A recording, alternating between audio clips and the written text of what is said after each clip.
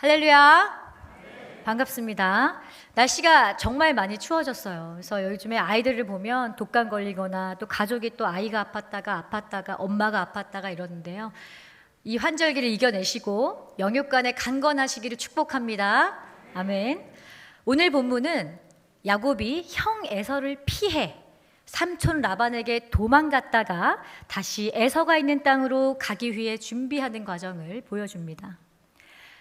야곱 잘 아시지요? 야곱은 어떤 사람입니까? 야곱은 태어날 때 형의 발꿈치를 잡고 나왔습니다. 그래서 그의 이름이 야곱이 되었습니다. 야곱이라는 단어의 어근을 따져보면 야코브라는 이름, 그리고 이 이름은 야케브라는 히브리어 동사에서 나온 것인데요. 야케브는 그 자체로 발꿈치를 잡다라는 뜻입니다. 발꿈치를 잡다는 말은, 잡는다는 말은 속인다라는 뜻도 포함되어 있어요. 이 말을 우리말로 다시 풀어보자면 야곱의 이름은 뒤통수를 치는 자, 속이는 자 또는 경쟁하는 자 정도로 볼 수 있습니다. 성경에서 이름은 단순히 호칭 이상입니다. 그 이름은 그 사람의 신앙이나 삶의 방식을 표현하고 있습니다. 실제로 야곱이 그러했습니다. 야곱은 형과 경쟁하면서 자신의 목적을 위해서는 수단과 방법을 가리지 않는 이름 그대로의 삶을 살았습니다. 형의 장자권을 가지고 싶었던 야곱은 눈먼 아버지와 형을 속여서 장자권을 가로챘으며 형이 무서워 도망간 외삼촌 라반의 집에서도 자신의 가족과 재산을 지키기 위해서 또 불리기 위해서 온갖 수단 방법을 가리지 않은 게 야곱이었습니다. 이렇듯 야곱은 철저히 야곱이란 이름처럼 살았습니다. 그렇다고 야곱이 하나님을 모르는 사람이냐? 그렇지 않습니다. 창세기 28장을 보면 형과 아버지를 속이고 축복을 가로챈 후 무서워서 도망가는 그 길에 하나님을 만납니다. 그 밤속에 잠을 청하는데요, 꿈속에서 하나님이 나타나시는 거예요. 두려움에 쫓기던 그 야곱에게 하나님이 나타나시고 이렇게 축복하십니다. 그 상황에서 하나님이 강력한 말씀을 주셨어요. 우리 창세기 28장 15절 함께 읽겠습니다. 시작. 내가 너와 함께 있어 내가 어디로 가든지 너를 지키며 너를 이끌어 이 땅으로 돌아오게 할지라. 내가 내게 허락한 것을 다 이루기까지 너를 떠나지 아니하리라 하신지라. 아멘. 너무나 귀한 축복이지요. 네가 어디로 가든지 내가 너를 지킬 거야. 내가 너를 돌아오게 할 거야. 내가 내게 허락한 것을 다 이루기까지 절대 너를 떠나지 않을 거야. 정말 귀한 축복의 말씀입니다. 잠에서 깬 야곱은 이곳에 하나님이 계시는구나. 그리고 그 자리에 제단을 쌓아 예배를 드리고 그곳을 베델이라 부릅니다. 야곱은 하나님을 만났던 사람이었어요. 하나님을 아는 사람이었어요. 자, 다시 본문으로 돌아가서 에서를 피해 도망간 외삼촌 라반의 집에서 몇 년 동안일까요? 20년 동안 외삼촌의 종처럼 일했던 야곱은 이제 고향으로 돌아가려고 합니다. 그런데 막상 돌아가려고 하니 형 에서가 너무 무서운 거예요. 아직도 나한테 화가 나 있으면 어떡하지? 내가 돌아가는 순간 나를 죽이면 어떡하지? 자, 그래서 어떻게 하냐면 자기의 사자를 보내서 야곱이 간다라는 소식을 들려주게 합니다. 그러자 어떤 소리가 들립니까? 야곱을 환영하러 옵니까? 이런 말이 들려요. 군사 400명을 데리고 에서가 400명의 그냥 종이 아니에요. 군사 400명을 데리고 온다는 말을 들은 거예요. 진짜 이 형이 작정했구나. 아직도 나를 미워하는구나. 그래서 야곱은 어떤 선택을 합니까? 자, 야곱스러운 선택을 합니다. 자, 32장 7절에 보시면요, 야곱이 심히 두렵고 답답하여 자기와 함께한 동행자와 양과 소와 낙타를 두 떼로 나누어 그리고 이르되 에서가 와서 한 떼를 치면 남은 한 떼는 피하리라 하고 나름대로 머리를 쓴 거죠. 정말 치러 오나 보자. 어떻게? 소와 양과 낙타 반은 버리자. 그리고 여차하면 도망가야지. 또 머리를 씁니다. 그걸로 안 되겠어요. 자, 이번엔 뭘 보냅니까? 예물을 보냅니다. 지금 삼촌 라반 집에서 20년 동안 살면서 야곱은 엄청난 부를 모았어요. 사실 라반보다 더 부자가 되었습니다. 그래서 이제 많은 예물을 보내면 형이 나를 받아주지 않을까. 성경에도 예물로 형의 감정을 푼 후에 형도 예물을 좋아하겠지, 돈을 좋아하겠지 이러면서 형이 혹시 나를 받아주리라 이런 마음으로 예물을 보냅니다. 또 두렵습니다. 그래서 이번에 어떻게 합니까? 마지막 최후수단, 나의 가족, 나의 아내들과 나의 11아들을 앞서 보냅니다. 그리고 지금 어떤 상황입니까? 아들과 아내를 앞서 보내고 자기는 홀로 남아 있습니다. 너무나 야곱스럽지요. 재물까지는 그죠? 괜찮아요. 또 벌면 되지. 그죠? 종과 동물들 다 괜찮아요. 근데 아내와 아들들까지도 그는 자신보다 소중한 것이 없는 것입니다. 자, 그리고 다 보내고 야곱은 혼자 야복강에 남습니다. 자, 사진 한번 보여주실까요? 네, 보이세요? 저 맨 위에 끝에 보시면 저게 갈릴리 호수예요. 그리고 아래 파란색 큰 면이 사해입니다. 그 중간에 빨간 색깔 보시면서 위쪽에 보이세요? 거기가 바로 야복강입니다. 야복강은 갈릴리 호수와 사해 중간에 있어요. 그리고 항상 물이 있는 게 아니라 비가 와서 요단강으로 물이 흐르는 게 와야 물이 생기는 그러한 천입니다. 두 번째 사진 보여주실까요? 저렇게 생겼어요. 걸어갈 만한, 그죠? 크지 않고 강이 아니라 걸어갈 만한 천입니다. 그냥 보여드리고 싶었어요. 알고 보면 재밌잖아요, 그죠? 네, 여기가 야복강입니다. 자, 야복은 싸우다에서 비롯된 씨름꾼이란 뜻으로서 학자들은 야곱이 이곳에서 싸웠다, 씨름했다라는 의미로 후대의 이름이 붙여진 것입니다. 야곱이 다 보내고 밤에 홀로 남아 있는데 갑자기 누군가 찾아옵니다. 그리고 어떤 말도 없이 그 어떤 사람 갑자기 씨름을 시작합니다. 의아하지요? 가만히 누워있는데 누군가 찾아와요. 그리고 나를 딱 붙잡아. 그들이 막 씨름을 해. 밤새. 의아합니다. 여기서 그 어떤 사람은 누구일까? 호세아 12장 3절에 이렇게 나옵니다.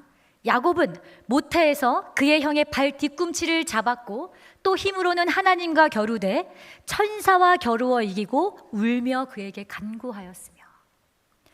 호세아에서는 그 어떤 사람을 뭐라고 합니까? 하나님, 그리고 하나님이 보낸 사자라고 합니다.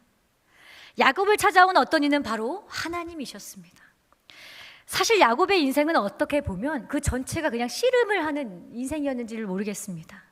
형과의 씨름이었고 아버지와의 씨름이었고 이제 삼촌 라반과의 씨름이었고 모든 환경과 그는 항상 씨름을 하였습니다. 정말 힘겨운 싸움이었어요. 그래서 창세기 42장 7절을 보면 자신이 고백하죠. 내가 험악한 세월을 살았다. 이렇게 싸움으로 점철된 야곱의 인생은 그럼에도 불구하고 많은 복을 얻습니다. 참 많은 복을 얻어요. 아내, 자녀들, 재산, 재물 엄청나게 많이 얻습니다. 우리는 어떻게 보면 그래도 야곱이 온 힘을 다해 싸워서 이 모든 복을 쟁취한 것이 아닌가, 이렇게 치열하게 살면 남는 게 있는 것이 아닌가 이렇게 생각할지도 모르겠습니다. 그런데 오늘 본문은 말해줍니다. 야곱이 먼저 씨름을 걸었나요?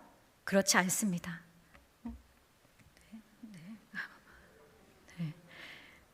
괜찮죠? 네. 그것은 야곱의 씨름이 아니었습니다. 그것은 바로 하나님의 씨름이었습니다. 야곱이 하나님을 붙들고 씨름한 것이 아니라 하나님이 그 야곱을 붙들고 홀로 누워있는 야곱을 붙들고 하나님이 씨름을 시작하신 것입니다. 야곱은 참 용이지도 하고 치밀한 사람이라고 제가 말씀을 드렸죠. 원하는 목표를 이루기 위해서 남을 속이기도 하고 사기를 치기도 하고 그 목표를 이루어내는 사람입니다. 그런데 창세기 전반에 그 야곱의 이야기를 읽다 보면 그가 이뤄낸 것이 아닌 걸 너무나 분명하게 우리가 알 수 있지요. 야곱이 탄생하는 장면에서, 야곱이 자신의 형을 피해 도망가던 그 베델의 그 꿈속에서, 그리고 라반과 함께한 20년 내내, 그리고 고향으로 돌아가는 지금 이 순간까지도 누가 계셨습니까? 하나님이 계셨습니다. 아까 우리가 28장 15절을 읽었죠. 하나님은 내가 너와 함께 있어 네가 어디로 가든지 너를 지키며 너를 이끌어 이 땅으로 돌아오게 할지라. 내가 내게 허락한 것을 다 이루기까지 너를 떠나지 아니하리라 하신지라. 이 말씀을 그대로 어김없이 신실하게 약속을 이루고 계시는 분이 하나님이셨습니다. 그렇기에 야곱이 이뤄낸 그 모든 것은 야곱이 한 것이 아닙니다. 하나님이 한 것입니다. 28절을 보면 이 싸움에서 야곱이 하나님과 겨루어 이겼다라는 말이 나옵니다. 여러분, 어떻게 우리가 하나님과 싸워 이길 수 있습니까? 하나님을 우리가 이길 수 있는 존재입니까? 그렇지 않지요. 그럼에도 불구하고 야곱이 하나님과 겨루어 이길 수 있었던 것은, 그것은 야곱이 건 싸움이 아니라 하나님이 거신 싸움이었기 때문입니다. 근데 이 싸움을 하나님이 왜 거셨냐? 야곱을 이기려고 거셨을까요? 하나님은 이미 치고 넘어뜨려서 자빠지는 걸 한순간에 한 번에 하실 수 있는 분이 하나님이십니다. 그런데 하나님은 처음부터 지기로 작정한 싸움이셨습니다. 그래서 우리가 하나님을 이길 수 있는 싸움인 것이었습니다. 사랑하는 성도 여러분, 세상과 싸우지 마십시오. 우리는 결코 세상을 이길 수 없습니다. 차라리 하나님과 겨루십시오. 하나님, 제가 여기 있습니다. 저를 불쌍히 여겨주십시오. 나를 복을 주시고는 내가 주님을 놓지 않겠습니다 하는 마음으로 주님을 붙드십시오. 그러면 어떻게 하나님은 지기로 작정한 싸움이기에 여러분이 작정하고 붙드는 그 음성을 하나님이 응답하지 않으시겠습니까? 세상을 보지 말고 지금 여기에서 여러분에게 싸움을 거시는, 이 씨름을 거시는 주님을 발견하기를 축복합니다. 우리가 세상을 이길 수 없지만 하나님과 함께 나아가면 그 승리를 이길 수 있어요. 그래서 여기서 어떻게 표현하냐면 이렇게 표현합니다. 야곱이 하나님과 겨루어 이기고 또 사람과 겨루어 이겼다라고 합니다. 사실 결국은 하나님이 두려워하지 말라는 거예요. 에서 두려워하지 마. 아무것도 두려워하지 마. 내가 지금까지 인도했는데 너는 또 두려워하는구나. 너가 나를 이겼으니 그 누구도 이길 수 있는 그러한 존재가 되지 않겠니? 정말 하나님이 졌다라는 표현은 정말 여기 말고 사실 크게 볼 수가 없는 것 같아요. 작정하고 지신 싸움. 28장 15절을 외우시면 좋아요. 그 말씀대로 그 복이 여러분에게 더 큰 축복으로 이 66권 내내 여러분을 축복하고 있는 그 말씀을 믿어 의심치 마시고 붙드시기를 축복합니다. 아멘. 자, 야곱은 자기를 찾아온 이와 밤새 씨름을 합니다. 이 씨름은 캄캄한 밤부터 새벽까지 계속되는데 이 정도면 뭐냐면 거의 생사를, 우리가 올림픽 대전을 봐서 뭐 씨름을 봐도 하루 종일 씨름할 수 없어요. 그것도 최선을 다해서 탈진하고, 그죠? 지칩니다. 25절에 뭐라고 돼 있냐면 이렇게 돼 있어요. 자기가 야곱을 이기지 못함을 보고 그가 야곱의 허벅지 관절을 치매, 씨름이 멈추지 않자 그 사람은 야곱의 엉덩이뼈를 팍 칩니다. 엉덩이뼈는 엉덩이 좌우에 이렇게 골반을 형성하는 넓적다리 뼈예요. 그건 뭐냐면 사람의 몸을 받쳐주지요. 이걸 어떻게 표현하냐면 종종 생명과 힘의 근원이 된다라고 할 때 이 엉덩이뼈를 표현하기도 합니다. 왜 하나님은 야곱의 엉덩이를 치셨는가? 그 뼈를 치셨는가? 우리 호세아 12장 4절에서 6절 한번 보겠습니다. 우리 함께 읽겠습니다. 호세아 4절부터 6절 시작. 천사와 겨루어 이기고 울며 그에게 간구하였으며 하나님은 베델에서 그를 만나셨고 거기에서 우리에게 말씀하셨나니 여호와는 만군의 하나님이시라. 여호와는 그를 기억하게 하는 이름이니라. 그런즉 너의 하나님께로 돌아와서 인애와 정의를 지키며 항상 너의 하나님을 바랄지니라. 아멘. 이 싸움을 건 목적이 너무나 분명하게 드러나 있죠. 하나님은 야곱의 엉덩이뼈를 치심으로써 육신의 힘으로, 네 인간적인 수단으로 그만 싸우고 나를 보라, 나를 보라, 그 말씀을 끊임없이 하고 계시는 것입니다. 때로 하나님은 우리가 복음으로 살아가도록 우리의 엉덩이뼈를 치실지도 모르겠습니다. 왜냐? 하나님은 우리가 야곱으로 살길 원하지 않으세요.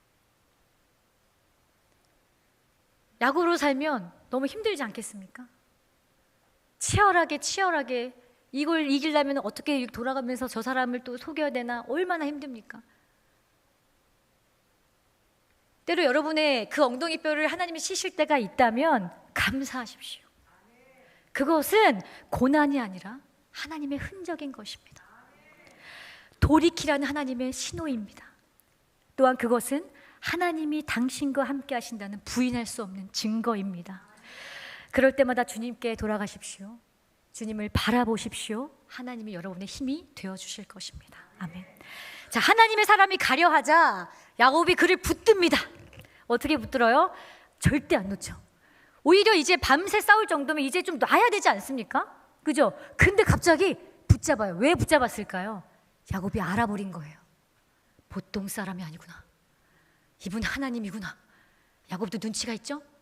알아본 거예요. 내가 붙들어야 될 사람은 다른 재물도 재산도 어떤 방법도 아니라 이 하나님이구나. 그리고 본능적으로 합니다. 그럼 이렇게 얘기하죠. 당신이 내게 축복하지 아니하면 가게 하지 아니하겠나이다. 붙으십시오. 좀 독하게 붙으세요. 좀 한번 말하고 말지 마시고요. 독하게 붙으세요. 자, 그러자 하나님의 사람이 묻습니다. 뭐라고 묻지요? 내 이름이 무엇이냐? 아까 그 찾아온 어떤 사람은 하나님이자 하나님분의 사자라고 제가 말씀을 드렸죠. 하나님이 야곱의 이름을 모르셨을까요? 아니죠. 계속 제가 말씀드리지만 이 이름은 단순한 호칭이 아니라 그의 신앙과 삶입니다. 하나님이 야곱에게 네 이름이 무엇이냐 물은 것은 지금까지 야곱처럼 산 그 자신의 신앙을 돌아보게 하신 거예요. 제 이름이 야곱이니이다. 그리고 야곱에게 새 이름을 주십니다. 우리 28절 함께 읽겠습니다. 시작. 28절 뜨면 읽겠습니다. 시작. 그가 이르되 내 이름을 다시는 야곱이라 부를 것이 아니요 이스라엘이라 부를 것이니 이는 내가 하나님과 및 사람들과 겨루어 이겼음이니라. 아멘. 이제 야곱으로 살지 말고 이스라엘로 살라. 이것이 하나님의 축복이자 당부입니다. 하나님은 우리를 있는 모습 그대로 사랑하시지만 우리가 온전해지길 너무도 원하십니다. 우리는 예수님을 믿고 구원을 받았지만 여전히 우리 안에 있는 죄성은 우리 자신이 원하는 대로 살기를 원합니다. 삶의 방식도 삶의 목표도 이루는 방법도 우리는 인간적인 모습으로 끊임없이 머리를 굴려요. 얼마나 피곤합니까? 두통약 진짜 많이 먹지 않습니까? 내일은 또 어떻게 살아야 되나? 힘들지 않습니까? 그러나 그 안에 평안이 없습니다. 라반의 집에 20년간 살면서 야곱이 많은 걸 얻었어요. 정말 많은 걸 얻었어요. 누군가 부러워할 만한 많은 거, 우리 세상에 돌아보면 많죠. 누구나 부러워할 만한 것들을 가진 분들이 정말 많아요. 다 우리보다 나은 삶을 사는 것 같아요. 그래도 그 안에 평안이 있을까요? 그걸 유지하기 위해 얼마나 몸부림쳐야 될까요? 더 나은 삶, 저 사람보다 나은 집, 저 사람보다 더 나은 아이들의 환경, 끊임없이 우리가 움직이고 치열하게 삽니다. 그런 그에게 우리에게 하나님 찾아와 말씀하시는 거예요. 너는 야곱이 아니라 누구다? 이스라엘이다. 아멘. 이 말씀을 받은 야곱이 다음 날 어떻게 되었을까요? 처음엔 두려워서 재물도 보내고 막 자식 보내고 했던 그 야곱이 그 누구보다 앞서 에서를 만나러 갑니다. 두려워했던 마음은 사라지고 담대하게 나아간 것입니다. 더 이상 야곱의 삶이 아닌 이스라엘의 삶을 살기 시작한 것입니다. 그 결과가 어땠지요? 제가 읽겠습니다. 에서가 달려와서 그를 맞이하여 안고 목을 어긋맞추어 그와 입맞추고 서로 우니라. 아멘. 사실 처음에 에서가 400명의 군사를 데리고 온다고 했는데 그 중간 하나님의 마음 바꾸셨는지 그냥 군사를 데리고 온 건지 그건 우리가 알 수 없습니다. 누가 바뀌었지요? 야곱이 이스라엘의 삶을 살기 시작한 것입니다. 사랑하는 성도 여러분, 사람을 두려워하지 마십시오. 문제를 두려워하지 마십시오. 지금 여러분과 하나님이 함께 하십니다. 자, 제가 질문 하나 하겠습니다. 여러분의 이름은 무엇입니까? 제 이름은 박진아입니다. 박씨는 뭐 이렇게 성을 따라온 것 같고요. 보배진 나아입니다. 사실 저는 아빠가 지어주셨다고 하는데 물어본 적이 없어요, 뜻을. 그냥 보배로운 난가? 네, 이렇게 살고 있었습니다. 여러분의 이름에는 어떤 뜻이 있나요? 이름대로 살고 계신가요? 우리 모두에게 하나님이 새 이름을 주셨습니다. 무슨 이름일까요? 따라해 볼까요? 그리스도인. 저와 여러분은 그리스도인입니다. 하나님은 세상 속에 사는 우리에게 새 이름, 그리스도인이란 이름을 주셨습니다. 옛사람을 버리고 새 사람으로 살기를 원하는 주님의 마음일 것입니다. 이전 것은 지나갔으니 제발 지나갔으니 보라 새 것이 되었도다. 이제 새 이름으로 살라는 하나님의 약속의 이름인 것입니다. 그렇다면 그리스도인은 어떤 사람들입니까? 그리스도인은 어떤 사람입니까? 무엇보다 복음으로 사는 사람입니다.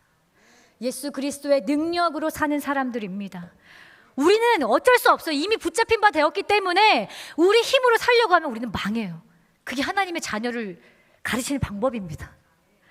결국 평안할 수 없어요. 우리가 야곱처럼 살려고 하면 계속 힘들어요. 맨날 씨름해야 돼요. 근데 우리가 그리스도인으로 살면 담대해집니다. Everything is okay가 되는 거예요. 모든 것이 다 괜찮아지는 거예요. 혹시 오늘 이 말씀을 들으면서 나는 여전히 야곱과 같은 삶을 살고 있구나 느끼신 분이 있다면 오늘 밤 자지 마세요. 하나님 여러분에게 씨름을 거실 거예요. 자지 말고 씨름하세요. 제가 장담하건대 야곱의 갑절의 복을 주실 것입니다. 아멘. 자, 또 여러분의 이름이 무엇입니까? 라는 그 말은 이렇게도 물을 수 있습니다. 여러분의 사명은 무엇입니까? 우리 모두에게는 사명이 있습니다. 각자에게 주신 사명이 분명히 있습니다. 그러나 그 중에 우리 모두에게 주신 공통의 사명이 있지요. 뭘까요? 바로 복음으로 사는 자, 복음을 전하라는 것입니다. 아멘. 따라해 볼까요? 복음으로 사는 자, 복음을 전하라. 우리는 왜 복음을 전해야 할까요? 물론 하나님의 지상 명령이지요. 그러나 저는 정말 담대하게 말할 수 있습니다. 복음만이 생명이고 우리가 그날 그때 남는 것은 복음밖에 없기 때문입니다. 이것을 믿으셔야 합니다. 제가 이제 마포구에 살고 있어요. 서울 사람인데 이 주택가에 제가 살고 있습니다. 이 주택가는 차 한 대 정도가 지나다닐 그 골목이에요. 근데 거기에 좁은 골목에 할머니들의 의자가 있어요. 한 8개 되는 것 같아요. 이 할머니들이 항상 거기에 이제 해가 나면 또 해가 있고, 그죠? 비 올 때 빼고 저희 골목을 지켜주시는 우리 할머니들. 네. 제가 이 골목을 지나다닌 지 벌써 5년이 되었습니다. 그런데 매번 뵐 때마다 인사를 당연히 드리지요. 인사를 드렸지만 어떤 대화를 나눈 적은 한 번도 없었습니다. 자, 그런데 며칠 전에 제가 이때 낮에 나와서 갔는데 항상 같이 계셨던 할머니들이 할머니 한 분만 계시는 거예요. 제가 5년 동안 한 번도 인사 외에는 말한 적이 없어요. 근데 이상하게 그런 날이 있지요. 말을 걸고 싶다. 그래서 정말 성령의 이끄심으로 제가 가서 갑자기 제가 말을 거는 거예요. 할머니 안녕하세요 이러면서 제가 말을 건 잘 지내시죠? 뭐 요즘 편찮은 데는 없으세요? 제가 갑자기 막 신방을 거기서 제가 그분의 이름도 몰라요. 성도 모르고. 제가 말을 걸기 시작했어요. 그러다가 이제 서서 말씀을 전하다가 앉아서 한 50분을 얘기를 나눈 것 같아요. 근데 간단하게 나눈 이야기를 설명해 드리자면 이 할머니는 95세셨어요. 네, 저 진짜 이 정도일 줄 몰랐어요. 95세셨고 이게 앞에 1층에 사시는데 그 건물이 할머니 거였어요.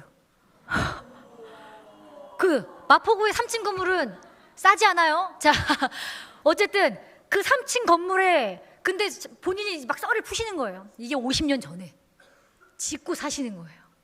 중간에 한번 무너졌다가 불이 났다가 막 이런 얘기가 한참 있었겠죠. 막 이게 막 그분의 무용담은 아니지만 살아온 이야기를 제가 들으면서 그때 3층에 살았다가 내경색이 와서 이제 계단이 힘드니까 1층에 왔고 그래서 3층에는 아들이 살고 2층에 딸이 살고 옥상에 혼자 산다. 제가 그거를 알게 되었어요. 네. 근데 이분의 소원이 뭐냐? 이분의 소원이 뭐냐? 이런 말씀하셨어요. 누가 죽었다 그러면 안타까운 게 아니라 부러워. 다들 그런 말 아니다라고 생각하시죠? 지금 이분이 내경색에 오셔서도 있지만 또 이빨 다 좀 빠지시고 95세이시기 때문에 틀니를 안 끼셨어요. 그래서 밥 먹기도 힘들고 어딜 가기도 힘들고 죽을 날만 기다립니다. 이렇게 얘기를 하시는 거예요. 그래서 제가 그래서 위로해 드렸어요. 할머니, 제가 다 말씀을 어떤 위로를 할지 모르겠지만 그래도 이게 끝이 아니잖아요. 분명히 우리에게 천국이 있잖아요. 할머니 희망을 가지세요. 근데 할머니가 뭐라고 하냐면 사실 저는 이분이 믿는 분인 줄 알았어요. 이분의 옆에 계시던 분이 권사님이셨거든요. 저희 남편 교회. 그래서 다 믿는 분이겠거니 했어요. 얼굴이 믿는 얼굴이야. 할머니가 귀여워요. 되게 귀여우세요. 진짜 제가 할머니한테 마지막에 인사하면서 너무 귀여우세요 이렇게 해서 했는데 정말 얼굴이 전 진짜 이분이 믿지 않는 분인지 정말 몰랐어요. 제 마음에. 그래서 이분이 하시는 말씀이 죽으면 끝이지 뭐가 있어. 그때 강력하게 하나님이 저에게 마음을 주셨습니다. 복음을 전하라. 그리고 할머니에게 붙잡고 크게 말해야 돼요. 복음을 전하고 이렇게 하는데 할머니가 이렇게 말씀하시는 거예요. 내가 예전에도 교회 다녔지만 믿어지지가 않아. 나도 안 믿고 내 자식들도 아무도 안 믿어. 그렇게 말씀을 하시는 거예요. 제가 뭐 듣든지 아니 듣든지 얘기를 했습니다. 할머니, 죽으면 끝이 아니에요. 천국과 지옥이 분명히 있어요. 네가 어떻게 알아? 저는 믿어요. 하나님이 그렇게 말씀하셨거든요. 근데 할머니가 진짜 견고한 성 같았어요. 인자한 얼굴을 안 믿어요. 그래서 제가 그랬어요. 할머니 꼬셨어요. 할머니가 저한테 제가 어떤 걸 해드릴까 했더니 내가 자면서 평안하게 죽기를 기도해달라는 거예요. 참 사람들이 이상합니다. 믿지 않는데 그 기도는 해달래요. 진짜로요. 우리가 전도할 때 그래요. 안 믿어 하지만 뭐 해준다 그러면 그래서 제가 그랬어요. 할머니 제가 그거 기도해드릴게요. 할머니 주무시다가 가시게 제가 기도할게요. 저희 외할머니, 친할머니, 시외할머니 다 주무시다 가셨어요. 기도해드릴게요. 그럼 제 얘기 하나만 들어보실래요? 그럼 제가 복음을 전하고 이분이 이빨도 빠지시고 힘드시지만 영적 기도를 다 따라 하셨어요. 아멘.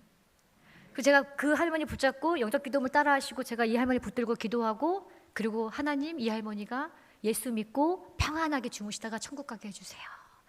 할머니가 아멘 하시더라고요. 근데 놀라운 일이 뭐였냐면 눈을 딱 떴는데 어떤 젊은 여성분이 오더니 맛동산과 바나나 우유를 갖고 오는 거예요.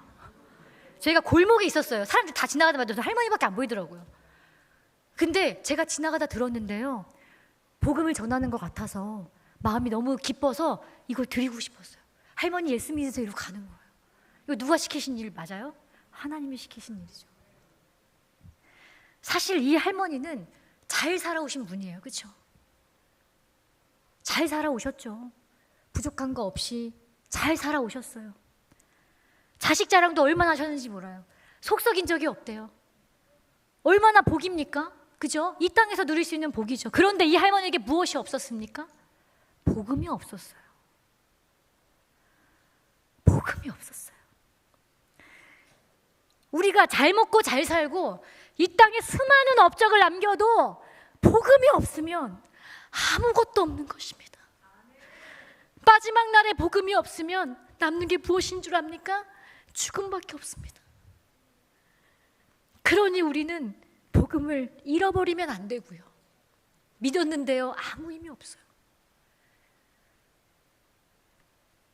복음을 누리고 복음을 전해야 하는 것입니다. 복음을 믿으십니까? 예수 그리스도를 믿으십니까? 죽음 뒤에 하나님이 예비하신 천국과 지옥이 있다고 믿으십니까? 제가 정말 강권할 게 있습니다. 그렇다면 누구보다 자녀에게 복음을 전하십시오. 하나님 나라에 함께 가야 하지 않겠습니까? 부모님에게 복음을 전하십시오. 하나님이 예비하신 그 영원한 나라를 우리가 혼자 갈 수 없지 않습니까? 야곱과 같은 인생이 아니라 이스라엘 같은 인생을 하나님이 주셨는데 우리가 자녀에게 부모님에게 복음을 전할 때 말로 전하지 마십시오. 힘이 없습니다. 우리가 야곱으로 살면서 예수 믿어라 행복하다라고 말하면 힘이 없습니다. 그리스도인으로 이스라엘로 사십시오. 그러면 그렇게 살고 싶어지지 않겠습니까? 사실 자녀에게 복음을 전하는 것이 정말 쉽지 않습니다. 이상하게 나는 괜찮은데 부모님보다 더 어려운 것이 자녀에게 복음을 전하는 것입니다. 야곱은 사실 정말 열심히 산 사람입니다. 치열하게 산 사람입니다. 치열하게 살아서 성공한 사람은 그 치열함을 내려놓기가 정말 어렵습니다. 그리고 내가 치열하게 살았듯이 자녀도 그렇게 살기를 원합니다. 왜요? 우리가 그 방법밖에 모르기 때문입니다. 그런데 그 치열함 가운데 평안이 있던가요? 너무 힘들지 않으십니까? 이 치열한 삶을 자녀에게 물려주고 싶으십니까? 사랑하는 성도 여러분, 우리 학부모님들, 여러분의 자녀가 잘 되기를 진심으로 주님의 이름으로 축복합니다. 그런데요, 대학 안 간다고 여러분의 자녀가 실패하지 않습니다. 당장 눈에 뭐 보이는 게 없다고 절대 여러분의 자녀가 망하지 않습니다. 여러분의 자녀가 하나님 안에 있다면 반드시 책임지십니다. 자녀에게 세상의 법칙이 아니라 복음을 전하십시오. 제가 언제 주님께 갈지 모르지만 전 자주 생각해요. 내가 유언으로 무엇을 남길까? 더 성공해라 할까요? 아니잖아요. 더 놀았으면 이걸까요? 아니잖아요. 내 평생 여호와를 떠나지 말아라. 내 유일한 소원 그거 하나다. 그거 전하지 않으시겠습니까? 사랑하는 자녀들, 여러분 축복합니다. 하나님을 의지하십시오. 하나님께 나아가십시오. 그러나 당부드릴 게 있습니다. 여러분의 인생을 스스로 하나님께 거십시오. 이것은 부모가 대신 해줄 수 없습니다. 그러나 스스로 속이지 마십시오. 교회 온다고, 찬양팀 한다고, 훈련한다고 저절로 여러분의 인생이 달라지지 않습니다. 철저히 하나님 안에서 씨름하고 또 씨름할 때, 매 순간 하나님 붙잡을 때, 그때 여러분의 인생이 달라집니다. 또한 말씀드립니다. 하나님을 만난 사람은 결코 불성실할 수 없습니다. 나태할 수 없습니다. 하나님이 주신 시간과 모든 것이 귀하고 감사하기에 인생을 최선을 다해 살 수밖에 없습니다. 하나님 안에서 마음껏 꿈꾸고 이루어내시고 주님과 함께 무엇이든 할 수 있는 주의 자녀들 되기를 주님의 이름으로 축복합니다. 말씀을 마무리하겠습니다. 여러분의 이름은 무엇입니까? 우리는 그리스도인입니다. 오늘 밤 치열하게 씨름하셔서 새로운 인생으로 나아가시길 주님의 이름으로 축복합니다. 또한 우리는 세상의 능력이 아닌 복음의 능력으로 사는 사람들입니다. 반대로 말하면 우리에게 복음의 능력이 없으면 아무것도 아닌 자들입니다. 그러니 더욱더 주님을 놓치지 말고 붙드십시오. 여러분 모두 하나님을 사랑하고 하나님과 함께 동행하며 그 능력을 누리고 복음을 전하는 우리 모두 되기를 주님의 이름으로 간절히 축원합니다. 아멘. 함께 기도하겠습니다. 하나님 감사합니다. 야곱과 같은 우리를 불러 하나님의 백성으로 삼아주신 하나님 정말 감사합니다. 야곱처럼 살았던 우리를 불쌍히 여겨주시고 축복하여 주옵소서. 이제 우리의 눈을 들어 우리와 싸우시며 우리와 함께 싸우시는 주님을 바라봅니다. 우리에게 주신 복음의 능력으로 살아가게 하시고 능력의 삶을 전하게 하옵소서. 주님 정말 사랑합니다. 주님 감사합니다. 모든 것 주님께 맡겨오며 예수 그리스도의 이름으로 기도하옵나이다. 아멘.